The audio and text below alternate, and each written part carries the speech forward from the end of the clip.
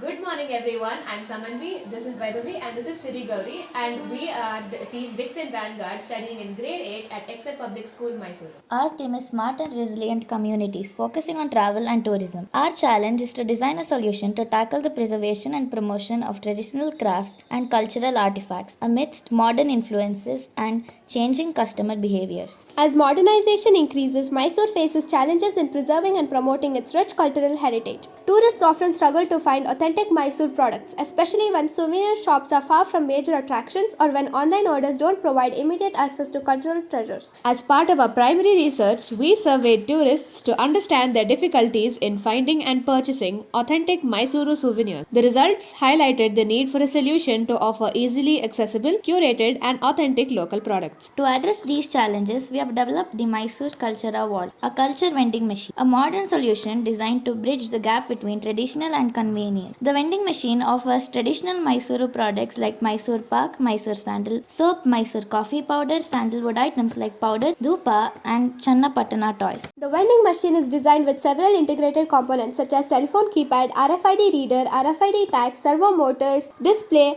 and Arduino Mega. The Mysuru CulturavAult operates with an RFID based system for secure and easy transactions. RFID cards can be bought at key locations like tourist information centers, bus stands, railway stations, ticket counters, or airport kiosks. Travel agencies can also include these RFID cards as a part of tour packages. The user approaches the vending machine and scans their RFID card on the RFID reader. The RFID card, preloaded with an initial balance of 500 rupees, is validated by the Arduino Mega. The machine then displays the cardholder's name and current balance on the LCD screen. After scanning the RFID card, the user selects the desired product by pressing the corresponding key on telephone keypad. Each key is assigned to specific product such as sandal soap, Mysore Pak, or Channapatana toys. Once a key is pressed, the Arduino Mega checks if the user's RFID balance is sufficient for the selected product. If the user has enough funds, the price of the selected products is deducted from the RFID card balance. After successful payment, the Arduino Mega triggers the corresponding servo motor for the selected product. The servo motor rotates 360 degrees, activating a spring mechanism that releases the product into the collection tray for the user. The vending machine uses a spring mechanism to dispense the products. Once the product is dispensed, the Arduino Mega resets the system, clearing the keypad input and displaying the welcome message, followed by a prompt to scan an RFID card.